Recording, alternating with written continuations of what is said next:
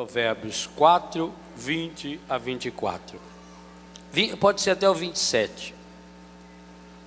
Meu filho, minha filha, ouve as minhas palavras. Inclina teu ouvido aos meus discursos, que eles não se afastem dos teus olhos. Conserva-os no íntimo do teu coração,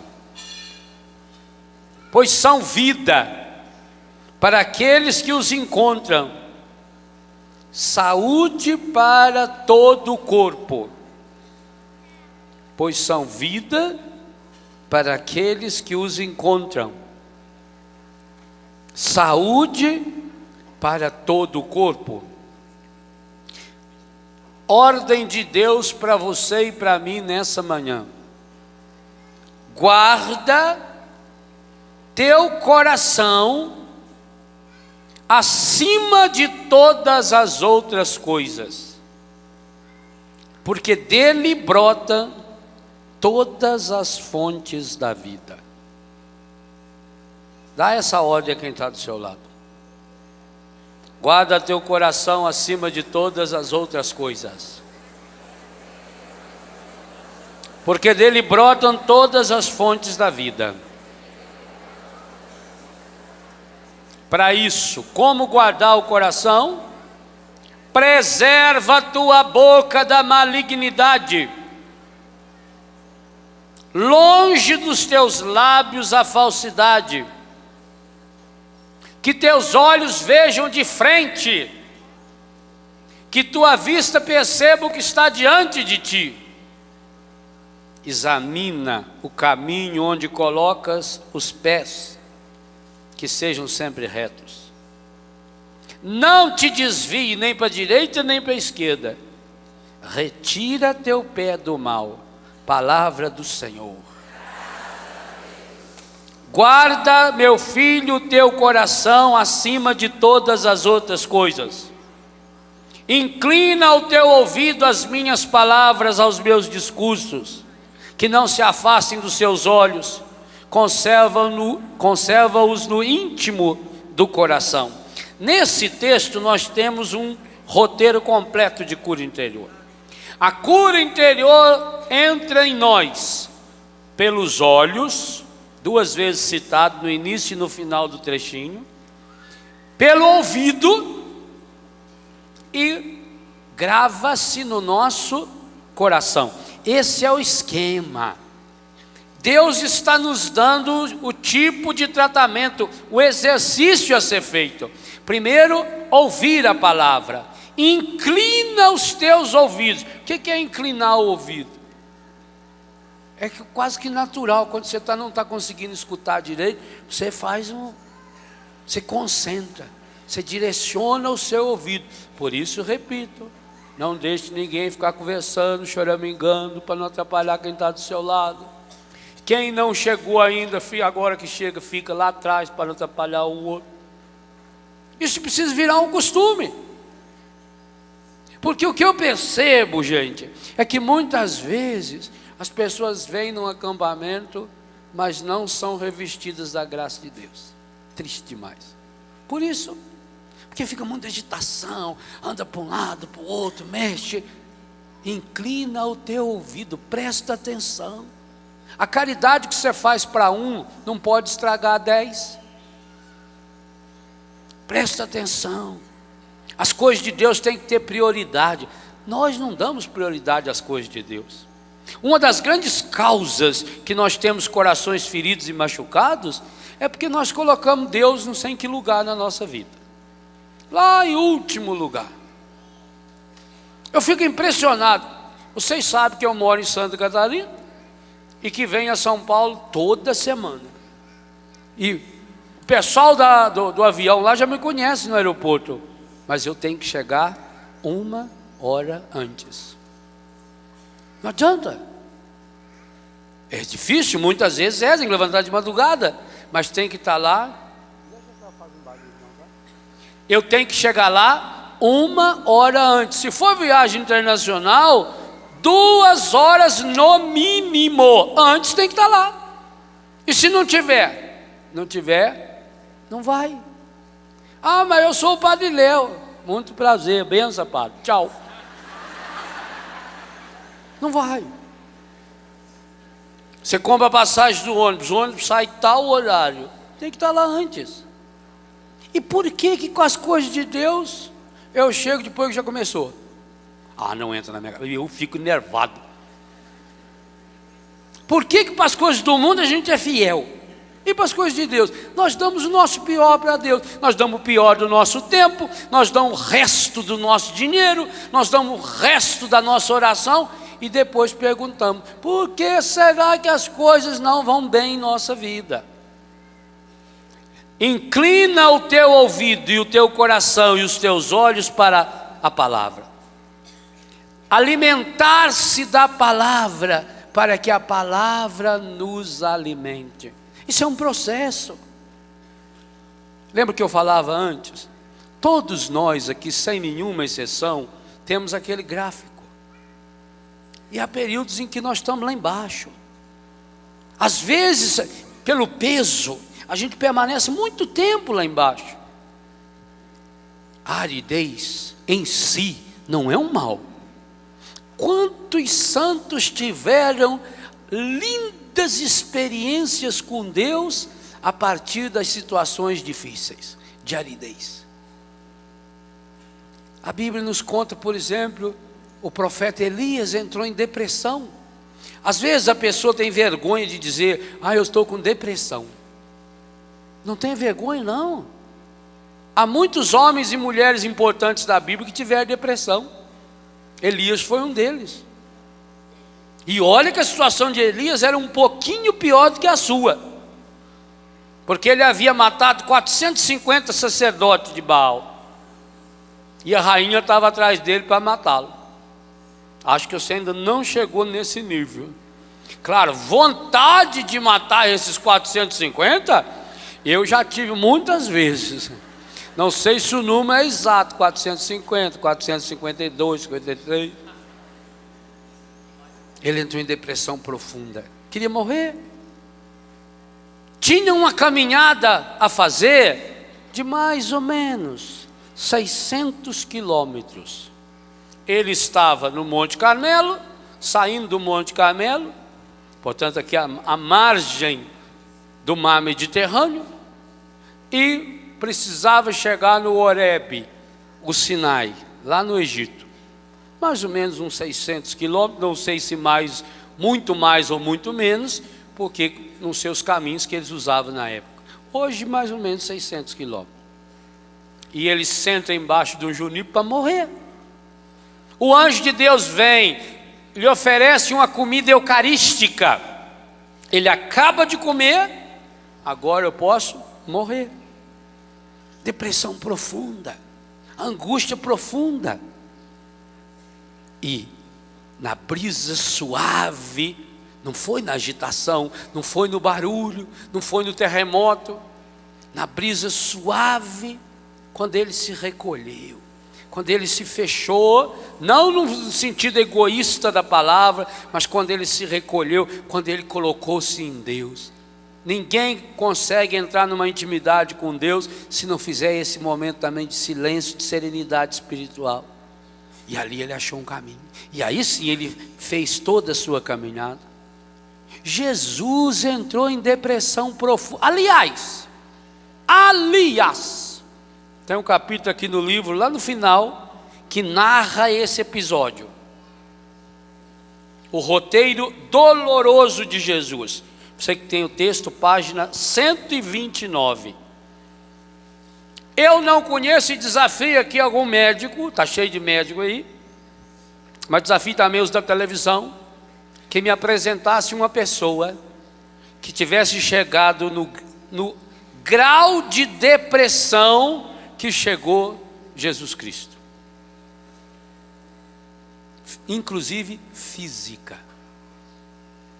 Como é que uma pessoa chega a um nível tal de depressão que possa suar sangue? os capilares que estouram. Pensa bem o que é isso. Dr. Pierre Barbet dizia, o grande médico que investigou o Santo Sudário, ele disse que na cruz, a bexiga de Jesus, o intestino de Jesus também estouraram, porque seria impossível uma pessoa chegar a suar sangue, estar naquele nível, portanto, de sofrimento físico e resistir à bexiga, o controle da bexiga e o controle das fezes. Impossível. Dr. Pierre diz que o corpo de Jesus na cruz, além de toda a sujeira do pecado, tinha também o elemento humano que estava saindo. Pensa, não teve depressão pior. Jesus chegou no índice mais baixo da depressão, suar sangue, o Getsemane de Jesus. Está aí esse capítulo, baseado em Mateus 26. A angústia suprema. São Marcos fala, São Lucas, não, São Marcos. A angústia suprema, a angústia absurda, a agonia de Jesus. Agonia, gente, é aquilo que acontece com a pessoa que está morrendo. A luta da pessoa contra a própria morte. Pois Jesus passou por essa experiência. A noite escura, como lembrava São João da Cruz. Santa Teresa d'Ávila, como experimentou esses momentos de aridez espiritual profunda. Cada um de nós passamos. Porque Deus vai me proteger. É bem mais fácil o encardido proteger você e a mim do que Deus disso. Essa angústia, essa depressão faz parte de um processo de amadurecimento. A partir disso, isso se transforma. Isso nos transforma em pessoas impulsionadas. Aqui está o grande segredo da cura interior. Gente, a cura interior é uma graça tão grande que ela transforma problema em solução. Passar por situações difíceis, todos aqui vão passar. Padre, freira, bispo, leigo, pai, mãe de família, jovem, budista, islâmico, português, africano, brasileiro, todos. Os problemas das pessoas são os mesmos. É engraçado quando eles pedem para a gente pregar em outros países, e mesmo aqui no Brasil, em outros estados, quando eles mandam em e-mail uma carta contando assim os problemas mais comuns do lugar. Você pode usar o mesmo para todo lugar. Acho que nem o nome não muda mais, porque hoje os nomes são todos iguais em tudo quanto é canto também. Tudo igual. O ser humano é humano. O ser humano chora. Olha que a música que o PC cantou aqui, Aprendiz, que coisa linda. O ser humano chora, o ser humano ri, o ser humano sofre. É humano, é imagem e semelhança de Deus. Todos nós vamos passar. E outra coisa, o fato de ter passado uma vez por uma situação difícil não é uma vacina. Quem teve sarampo não tem de novo, né? Quem teve angústia tem de novo. Virá outras, virão muitas outras, porque não depende só da gente. Eu dizia antes, eu não sou uma maquininha regulada, aperta esses botões aqui que tudo vai dar certo. Não, a minha fragilidade não depende só de mim. Eu não vivo sozinho nesse mundo. Talvez no que depender de mim, eu até me esforce muito para dar tudo certo, para não fazer nenhuma bobagem, para não pecar. Nós temos que acreditar nisso. Do mesmo jeito que você tem boa intenção no seu coração e na sua cabeça, você tem que acreditar que as pessoas também têm boas intenções, mas que só isso não basta.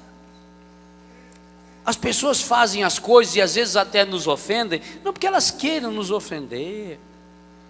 O grande problema de um coração ferido e machucado é que a pessoa concentra em si mesma, ou não obedece essa ordem que está aí. Guarda o teu coração, guarda. O teu coração é a coisa mais preciosa que tens. Meu filho, guarda o teu coração. Essa palavra de ordem absoluta no versículo 23. Guarda teu coração acima de todas as coisas, porque dele brotam todas as fontes da vida. Aonde eu estou pondo o meu coração? Agora a gente mistura o coração em qualquer coisa, em qualquer lugar, no meio de toda essa frutrica, essa sujeira do mundo, que entra pelo ouvido e entra pelos olhos. Com o que você está alimentando? A ciência garante hoje, tudo que você enxerga, tudo, os seus olhos mandam direto para o seu inconsciente. Vocês sabiam que o meu inconsciente sabe o rosto de cada um de vocês que está aqui? Só de bater o olho. O seu também sabe. O inconsciente grava tudo, desde que estava na barriga da mãe. Vai gravando tudo. Na barriga da mãe, claro, não tem o olho ainda, né? A criança nasce com os olhos fechados. Custa para abrir o zoinho. Alguns não abrem nunca, mas a vida inteira é que zoinho. Aí na barriga da mãe entra pelo ouvido, pela sensação,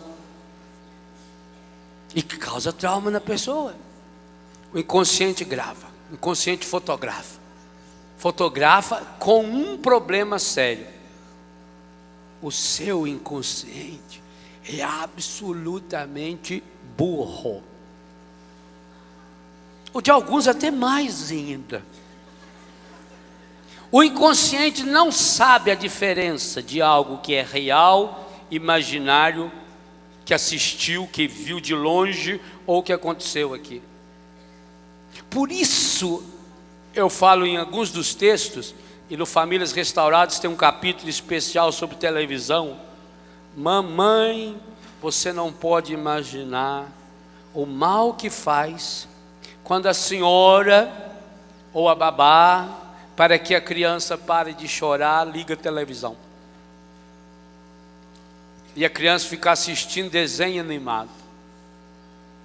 O que tem, padre? Olha, o meu menino de 6 meses de idade, ele só para de chorar se ligar a televisão. Aí liga a televisão, tem os barulhinhos, que é a musiquinha. Desenho animado é uma das mais avançadas. Oxalá um dia nós tivéssemos na TV católica gente que soubesse fazer desenho animado para valer. Meu Deus, para valer, não é? Desenho animado é uma das técnicas mais revolucionárias. A ciência faz longos estudos sobre ele. O poder de persuasão do desenho animado é uma coisa estupenda. Porque mexe com coisinha, com bichinho, tudo bonitinho, o mundo imaginário, a musiquinha que toca junto, e a criança vai vendo aquilo. Vai vendo, vai ouvindo e vai gravando. Talvez um dia a senhora chegue e fala: poxa vida, padre, queria que o senhor rezasse. Meu menino de 15 anos de idade está usando droga. Eu não sei aonde que ele foi aprender a usar droga.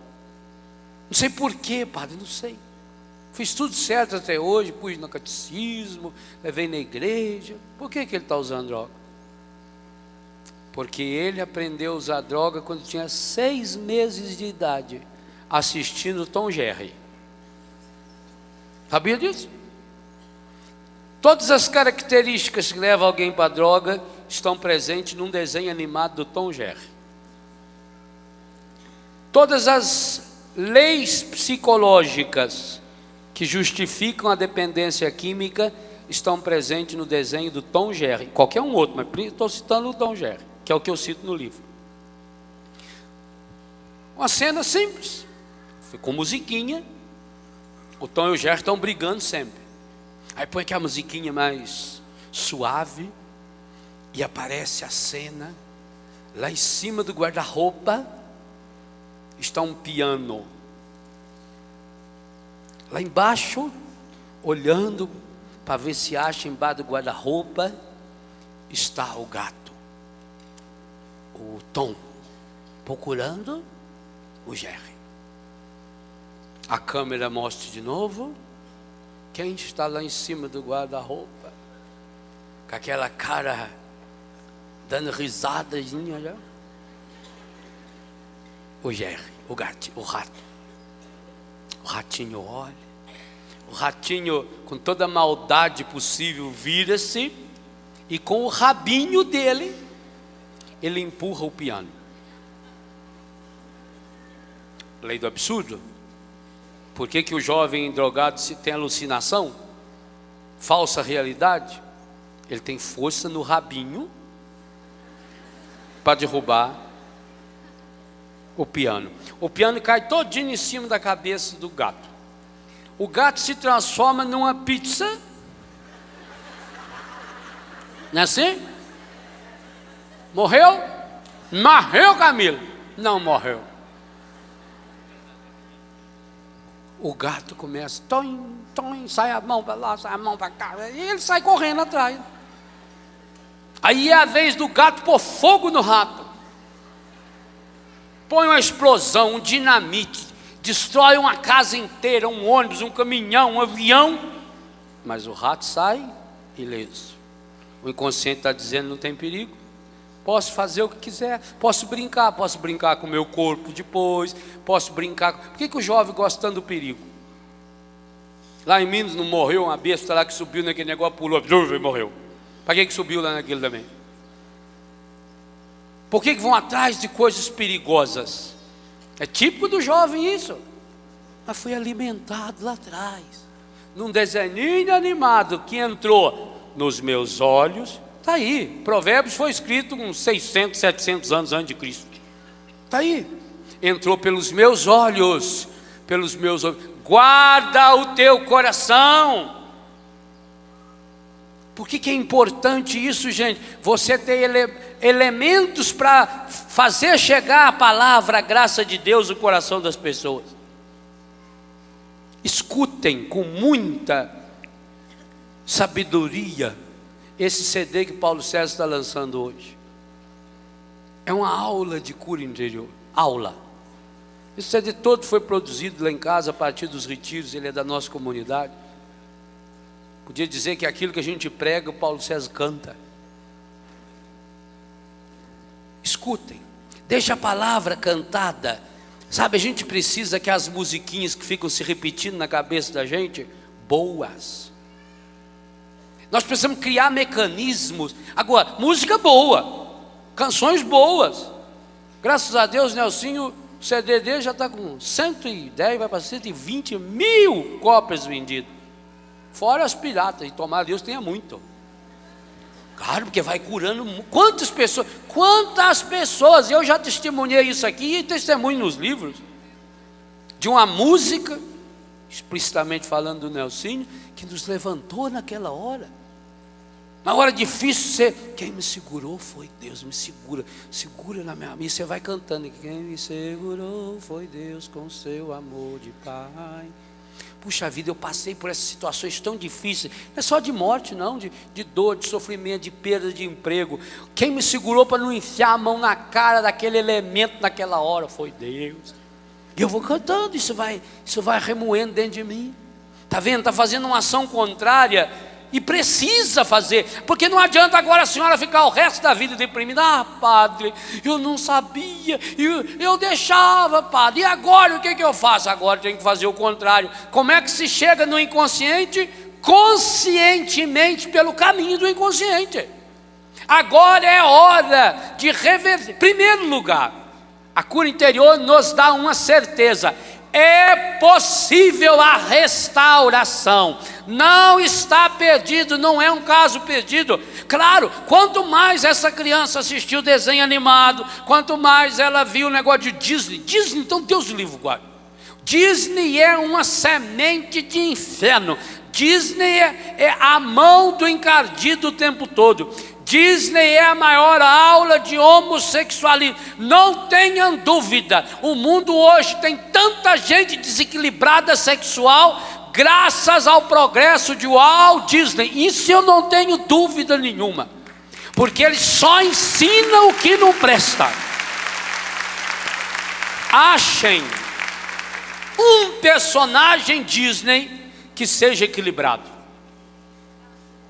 Um que tenha família. Todos eles são desequilibrados, homossexualizados ou retardados sociais. Tio Patinhas é um retardado social. Ele não se relaciona com ninguém. O único relacionamento que o tio Patinhas tem é com um negócio de dinheiro, que ele pula para tomar banho lá no dinheiro dele. Esse é o mestre. Você sabia que tem muito mais criança lendo tio Patinhas do que a Bíblia? É. Se só 3%, Congresso Bíblico Internacional da Igreja Católica, se só 3% dos católicos praticantes fazem leitura diária da palavra, e a audiência que tem esses canais? Só no Brasil quem assina esses canais a cabo aí para criança já sabe disso. Mas é possível reverter? É possível, sim. É possível reverter essa monstruosidade que o demônio fez no coração de uma criança e um adolescente. É como? Entrando conscientemente no inconsciente. Aí vem a importância de músicas, aí vem a importância de uma pregação, aí vem a importância de oração, aí vem a importância de imagens boas, que precisam ser gota a gota, gotejamento. Esse é um segredo. A Luzia evocava na oração da manhã, lá em Israel, aquelas áreas inteiras áridas, que você de longe olha e pensa que é uma terra muito boa. Quando você chega perto, você vê, em Israel, até isso aqui lembra um pouco, em Israel você olha no chão, está tudo cheio de uma mangueirinha preta, pouco maior do que esses fios aqui, espalhado nas plantas, e aquilo tem um micro furo, dia e noite vai saindo uma gotinha de água dali. Eles têm que economizar água, nós aqui temos sobrando, e aquele lugar vai sendo gotejado, e o pouquinho de terra que tem que presta, dá o seu melhor, e por isso nós temos plantações maravilhosas. Esse processo tem que ser feito no coração da gente, gotejamento da cura interior. Então é possível? É. Agora eu preciso prestar atenção no que está entrando nos meus olhos. Certas coisas a gente não deve ver. Eu que sou adulto não, já estou velho quase, cabelo branco. Tem um monte de coisa na televisão que conscientemente, se eu ligo a televisão, está passando isso, eu automático, graças a Deus, se todas as áreas da minha vida já tivesse resolvido igual está isso na televisão, é uma graça de Deus. Mas eu mudo de canal, eu não assisto essa bobagem, eu não assisto nada de terror. Se eu estou ligando a televisão, passou, na mesma hora, por que eu vou ver uma imagem dessa? Uma imagem que vai entrar lá no meu inconsciente, porque conscientemente eu sei que aquilo lá é uma bobagem, conscientemente eu sei que aquilo lá é só um filme, mas inconsciente, sabe? E enquanto só 3% dos católicos praticantes no mundo leem a Bíblia, com certeza uns 50% dos católicos que se dizem praticantes no Brasil assistem essa merda que a televisão leva todos os dias, porque senão não ganharia a audiência que tem. É uma luta cruel, é um absurdo, mas é cruel. Você não tem tempo para ler a Bíblia? Quantos capítulos de novela? Não repita, não responde. Quantos capítulos de novela você assiste por dia? Quietinho, não fala nada. Somente a senhora aí, não fala. Aí é claro, para assistir o capítulo da novela leva 1 hora, da Bíblia leva 3 minutos, 4 minutos. Os capítulos mais longos da Bíblia, talvez aí uns 5, 6 minutos. Olha, gente, é uma pouca vergonha. Hoje, cada um de nós precisaria ter essa grande graça do Senhor, criar vergonha na cara. Nós estamos no mês da Bíblia, já é uma vergonha. Ter mês da Bíblia já é uma vergonha, que é sinal que os outros meses a gente não tem a Bíblia. Pecado. Tem o dia da Bíblia, o último domingo do mês, em homenagem a São Jerônimo, faz-se o dia da Bíblia. E os outros dias? Nós não alimentamos o nosso ouvido e nem os nossos olhos com a força da palavra. Primeiro precisamos reconhecer isso. Essa é a causa. Por isso nós não guardamos o nosso coração acima das outras coisas, porque ele é fonte de vida. Risca e rabisca embaixo da sua Bíblia nesse versículo 23. risca, rabisca. Essa é uma ordem de Deus para você. Guarda, guarda, põe guarda teu coração acima de todas as outras coisas, porque dele brotam todas as fontes da vida. Se você quer encontrar-se com essa fonte da vida, da graça de Deus, não tem outro jeito, vai brotar é do seu coração. Então, meu irmão, minha irmã, seu coração não pode estar guardado no meio dessa futrica, dessa sujeirama, dessa sujeirama, que a gente vai sendo cada dia exposto e jogado. Isso é uma pena. A sua dignidade jogada desse jeito, suja, estragada. Você não pode mais alimentar e realimentar a derrota dentro de você. O coração é a fonte dessa vida plena, é a fonte dessa vitória. É aqui que fica remoendo as nossas vitórias ou as nossas derrotas. E quantos de nós aqui estamos nos preparando cada dia para a derrota? Quantas famílias estão se preparando cada dia para a derrota? Uma das coisas que vocês vão encontrar nesse livro, Roteiros Bíblicos, do começo ao fim, é essa ideia que se repete: que quem quer de fato experimentar a graça da cura interior, precisa entrar num processo de combate. Primeira leitura de ontem. Combate, o bom combate da fé.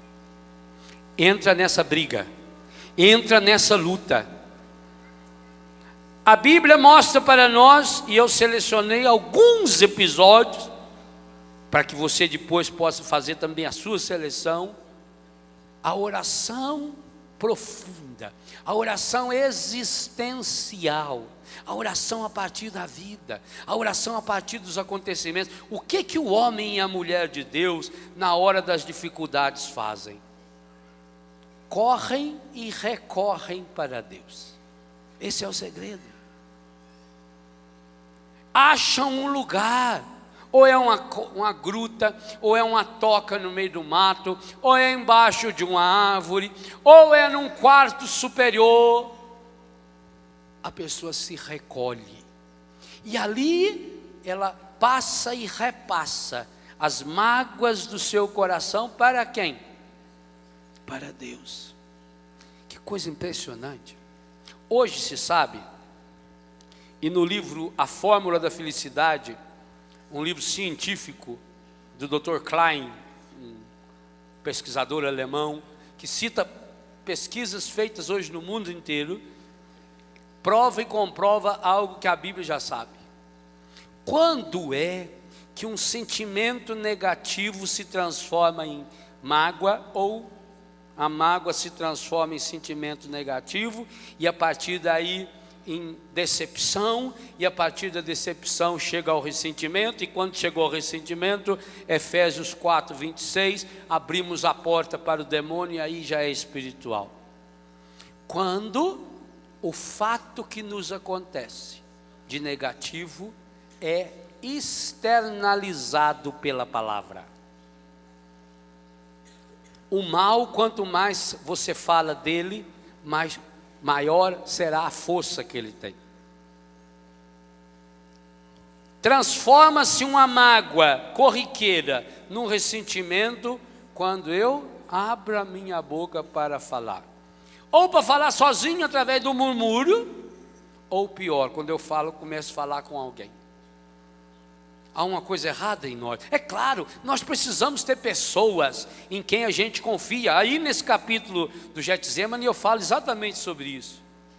Mas o problema é que você confia em pessoas, mas não confia em Deus. E nenhuma pessoa nesse mundo está do seu lado o tempo todo. Então nós alimentamos a nossa alma com o quê? Com a certeza de que Deus nos ama, que nossa vida é um dom precioso, é hoje.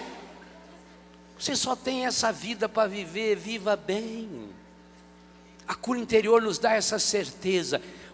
Na Bíblia, as grandes orações são exatamente isso. A pessoa vai lá, se recolhe, às vezes usa elementos exteriores, é um saco que bota nas costas.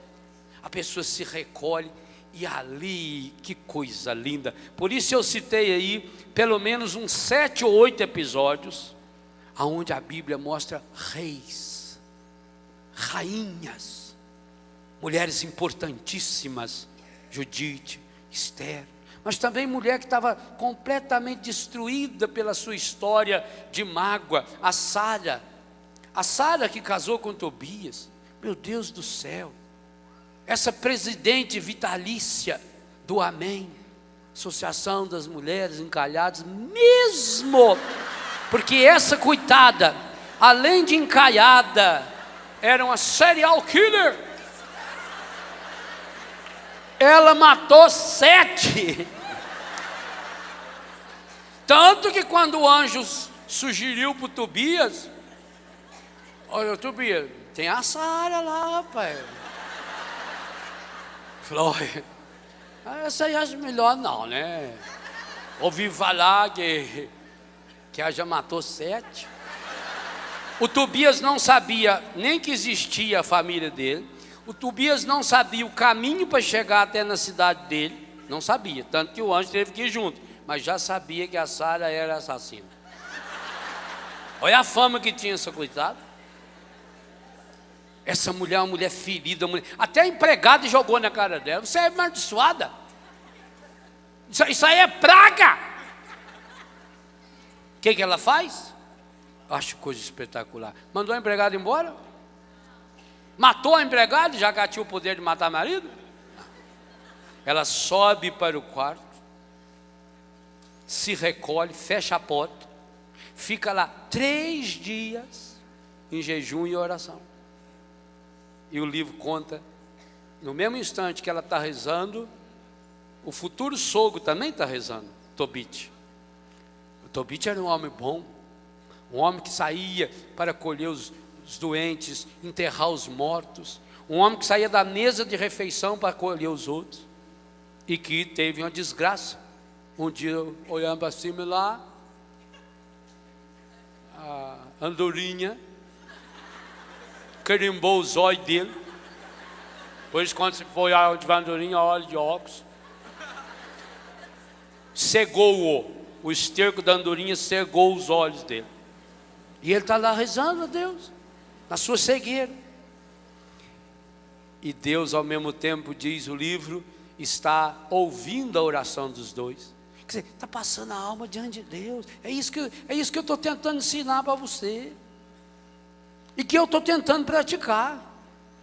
E que pratico não só na minha capela, não, no volante do meu carro. Quantas vezes eu já tive que parar o carro na beira da rodovia para terminar de chorar. A angústia, a miséria do pecado da gente, as bobagens que a gente faz, aquilo que você fala quando não queria falar, ou que você devia ter falado não falou. Reza com Deus, partilha isso para Deus. Oh, meu Deus do céu, estou aqui e vou partilhando, vou mostrando para Deus. Diante de Deus, olha, pensa o que você quiser. Você tem uns pensamentos feios, ótimo, externalize-os para Deus na oração. Claro, não do grupo de oração, lá no microfone, lá na frente, no silêncio. Os roteiros bíblicos é um livro que você tem que ter para caminhar com ele, é roteiro. Isso aí é a mesma coisa. Entra num jipe, desse povo do Jipe Clube do Brasil, um jipeiro. Entra no carro dele. Eu ponho minha mão no fogo se ele não tiver no porta-luvas um roteiro, marcando a estrada que ele vai passar. Todos eles têm. Roteiro é para isso, para você ter com você. A Bíblia é para ser esse roteiro, para você ter com você. Para você, por quê? Todos nós, sem nenhuma exceção, gente, precisamos emprestar a palavra de Deus para rezar. A começar de Jesus. Jesus, antes do Getsemane, diz que Jesus saiu, depois do jantar, e foi fazer o cântico dos salmos. Jesus usava os salmos como roteiro de sua oração, usava textos do Antigo Testamento. Maria, quando Nossa Senhora chega na casa de Isabel, quando Isabel faz todos aqueles elogios, e Maria quis celebrar a cura interior que Deus tinha feito no coração de Isabel, quando Maria começa, minha alma engrandece o Senhor, exulta, pula de alegria o meu espírito em Deus, meu Salvador, Maria começa a debulhar textos do Antigo Testamento. No Magnificat há pelo menos 14 textos do Antigo Testamento que Maria sabia de cor e que ela ensinou para Jesus. Jesus aprendeu com a mãe dele. A mestra de Jesus foi sua mãe. E a prova disso é que nos discursos de Jesus depois, quantas vezes ele vai fazer uma referência ao o próprio Sermão da Montanha, ao Magnificat. É aquilo que ele aprendeu com Nossa Senhora, é da força da palavra. Se até Jesus precisou emprestar a palavra do Pai, para chegar ao Pai, para rezar, quanto mais nós. O roteiro significa isso.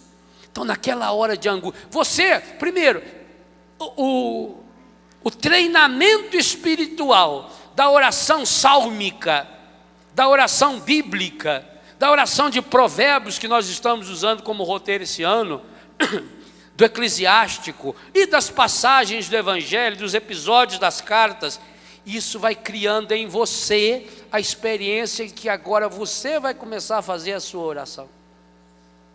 E você vai, a oração mais perfeita que pode existir, a mais eficaz que existe, aquela que dá certo 100% nunca, porque nós não sabemos como é que Deus acolhe a oração no coração dele. É quando você encontra a sua fragilidade com a luz e a graça da palavra de Deus. É quando você começa a fazer o seu salmo. Assim como você tem o salmo predileto, assim como você tem um texto predileto na Bíblia, você precisa fazer o seu salmo a partir da sua história. Então você começa a se colocar, oh meu Deus, eu me coloco na tua presença, eu louvo, glorifico, bendigo o teu nome. Aliás, queria fazer quase que um parêntese aqui nisso. Esse foi um dos grandes dons que Deus deu à renovação carismática católica, e que infelizmente, e por isso em muitos lugares ela perdeu sua força, infelizmente se deixou de lado, que é essa oração espontânea. Como é que eram os nossos grupos de oração de 30 e poucos anos atrás? A gente reunia-se, 20 pessoas, 30 pessoas, 10 pessoas, 2 pessoas, 15 pessoas. Rezávamos, invocávamos o Espírito Santo, cantávamos. Aí começava um momento de pedir de perdão. Alguém falava um pouco sobre o perdão, lia um trechinho da Bíblia, um versículo. Que bom que ali a gente tinha aquele entusiasmo da primeira Bíblia que a gente adquiriu. Aliás, primeiro era Novo Testamento, só depois que a gente já teve acesso à Bíblia. E aí a gente lia aquele trechinho e depois cada um fazia a sua oração. Quero pedir perdão a Deus por todo o meu egoísmo, quero pedir perdão a Deus por ser uma pessoa fechada, quero pedir a Deus por não ser caridoso. Eu te peço, Senhor, todo mundo, nós te pedimos, Senhor. Ou o outro vinha, eu quero pedir perdão a Deus pela minha indiferença às coisas de Deus, ou pela minha impureza sexual, porque eu estou vivendo no adultério, porque eu estou sendo infiel a Deus. Perdão e misericórdia, Senhor. Perdão e misericórdia, Senhor. Está vendo? A oração do outro virou minha, ou nossa, o nós, que a oração da manhã nos lembrava hoje. Ia formando-se uma corrente. Isso levava lá 10, 15, 20 minutos. Depois vinha o momento da palavra, o texto da palavra, onde alguém lia, partilhava a palavra, as outras pessoas falavam e transformava isso em oração. Cada um fazia uma oração a partir disso. Depois vinha o momento do louvor. Era um outro momento lindo. Alguém pegava um texto, lia-se aquele texto, meditava-se aquele texto, a importância do louvor, e cada um, eu te louvo, te bendigo. Quero louvar, Senhor, pelo céu, pela terra. Quantas vezes o coordenador da reunião dizia: cada um que quiser fala uma palavra, um acontecimento pelo qual nós queremos louvar. Pelo céu, glórias a Ti, Senhor, louvado seja, Senhor. Pelas estrelas, louvado seja. Pela água, pela chuva, pela natureza, porque temos uma casa, louvado seja, Senhor. Então ia criando uma corrente de louvor, que levava, o inconsciente, os olhos e os ouvidos e o coração, que o texto está nos falando, levava a pessoa de, eu estou lá no meu grupo, lá nós rezamos e louvamos o Senhor pelas flores, agora eu chego aqui e tem uma flor na minha frente. O meu inconsciente vai ficar 1 hora, 2 horas, ele não está pensando na flor, mas o inconsciente está rezando, porque a flor foi referencial de oração. É isso que Jesus foi o grande criador desses links. A internet está fazendo tudo que Jesus fez, criando rede. Aliás, Jesus já falava da rede, net é rede, ele que criou. Ele foi criando links, aonde ele passava ele ia mostrando, isso aí é sinal do céu, essa árvore, está vendo? O semeador, está vendo? É sinal de céu. Olha, nós vamos ler o semeador nesse retiro ainda do evangelho. Acho que é hoje é o evangelho do semeador. Olha, isso aí é sinal de Deus, está vendo? Aí isso é sinal que Deus passou por aí, foi deixando rastro. Então, por onde a gente vai se conduzindo, o nosso inconsciente, conscientemente, começa a rezar. Partilha o que você estiver sentindo com Deus, na hora da sua dor. Gente, o cristão não é aquele que não sente as coisas negativas, sente raiva, sente ódio, sente tristeza, sente dor. Não é porque eu acredito na vida eterna que eu não vou sofrer a perda de alguém na hora da morte. Sofra a perda de alguém na hora da morte, mas pelo amor de Deus, aconteça o que acontecer na sua vida, não impeça que nada nem ninguém coloque um obstáculo entre o seu acontecimento, positivo ou negativo, e a graça de Deus. Se você tiver a coragem de rezar, inclusive o seu pecado, pois Deus tem poder suficiente de transformar o seu pecado numa graça. Essa é uma certeza da nossa fé. Deus tem poder suficiente de transformar essa desgraça que aconteceu comigo, ou que eu provoquei. A cura interior nos ajuda também a perceber isso. Muitas desgraças que nós estamos vivendo, nós que provocamos. Está certo que se você for honesto, você começa a pensar, mas por que eu não queria fazer isso? Meu Deus, eu não queria ser infiel. Meu Deus, eu não queria ser tão irritado. Meu Deus, eu não queria ter falado aquilo que eu falei. Por que será que eu falei? Então se começa a pensar diante de Deus, e Deus vai, pelo poder do Espírito Santo, lhe mostrando. Tem uma causa mais íntima, tem uma causa mais profunda. Há uma mágoa embutida no meu coração. Eu não posso mais me condenar. O que o demônio quer é que eu me condene, mas eu não posso me condenar, pois Deus me ama. Há amor em mim. Deus me ama do jeito que eu sou, com as minhas limitações. Eu não tenho o direito de me condenar, porque Deus não me condena. A vida que eu tenho é dom de Deus. A vida que eu tenho é presente de Deus. A vida que eu tenho é graça de Deus. Se Ele continua dando-me essa graça, esse dom e esse presente, meu Deus, purifica o meu coração de todos esses maus pensamentos a respeito de mim mesmo, e que também depois me leva ao mau pensamento a respeito dos outros. Meu Deus, eu estou percebendo, eu sou assim nervoso, nervosa, irritada, impuro, por carência. Eu vivo nesse espírito de adultério, de homossexualismo, de lesbianismo, por carência. Eu vivo apegado às coisas materiais, Senhor. e que inclusive leva-me a cometer o roubo, a ser desonesto com as coisas de Deus, do mundo, principalmente no dinheiro, porque eu tenho essa carência profunda, e eu não sei o que fazer com ela, Senhor. Não tem como passar um pano por cima, não tem como eu voltar no tempo, Senhor, para pedir que a minha mãe pegue-me de novo no colo, que meu pai me abrace, porque ele nunca me abraçou.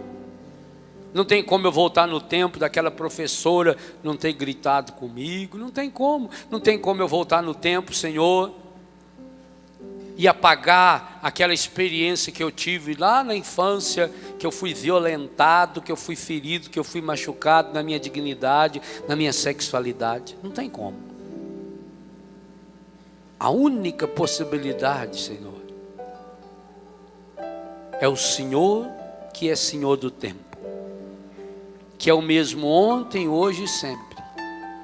O Senhor pode agora, Jesus, lá naquela hora, inclusive que eu fui concebida, que eu fui concebido,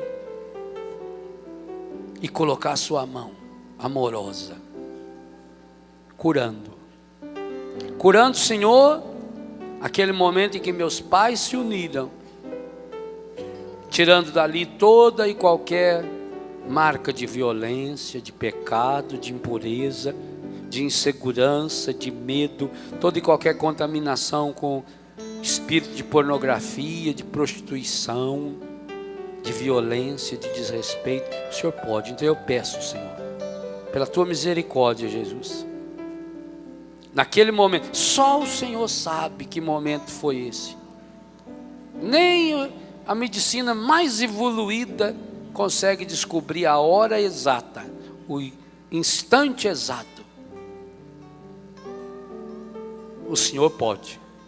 Então vá agora, Jesus, por tua misericórdia.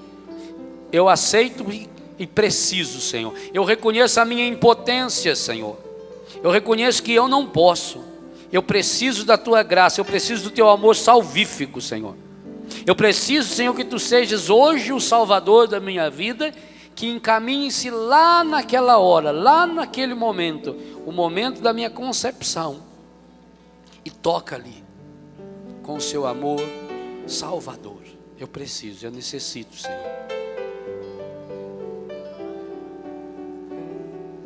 Eu peço hoje também, Senhor, que o seu amor me envolva com o Espírito Santo misturado ao líquido amniótico, aquele líquido que estava dentro do útero de mamãe, que me sustentou, que me protegeu, que me impedia que eu sentisse os impactos exteriores. Espírito Santo, misture-se a esse líquido, envolva-me. Cada situação ao longo da gestação em que aconteceu violência, uma palavra, uma briga, em que minha mãe sofreu reações difíceis, ou meu pai, e que eu inconscientemente captei, guardei, alimentei, e que acabou depois ao longo da minha vida se manifestando em traumas, em vícios.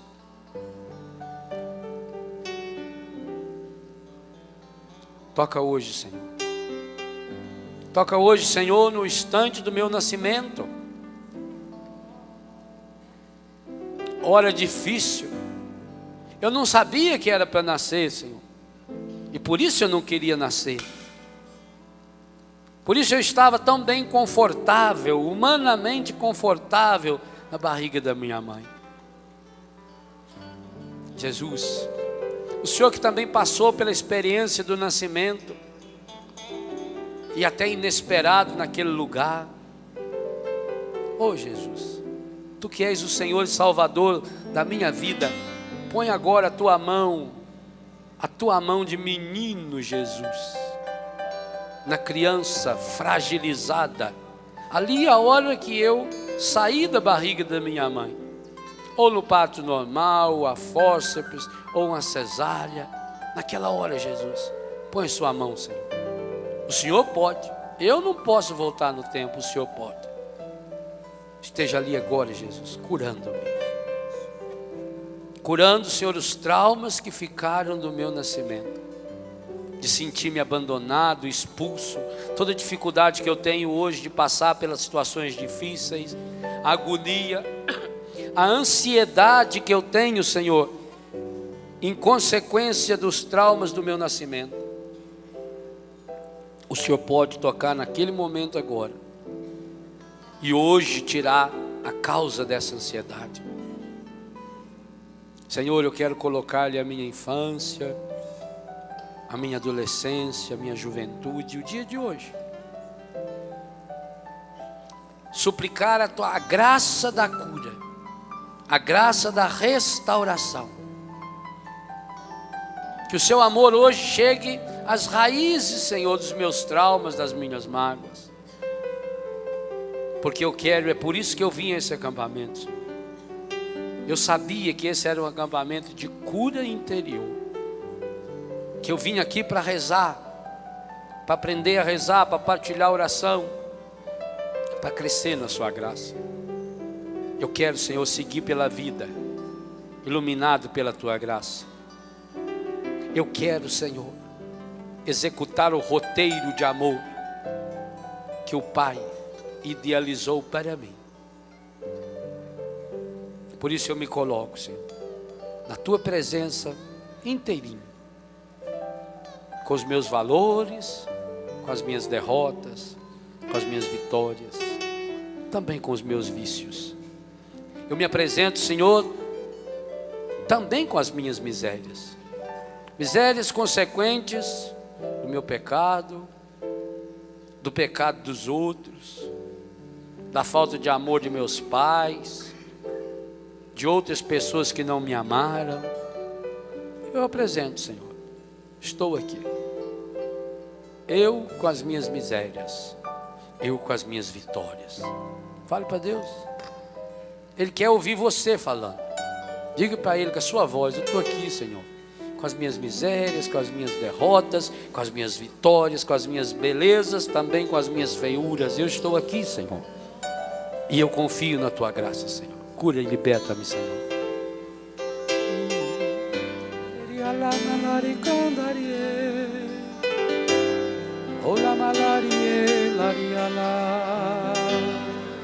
Olá, malaria, candaria lá. Vá soltando sua voz. Iria lá, malari, iria, candaria lá. Iria lá, malaria, xala, malari, candaria lá.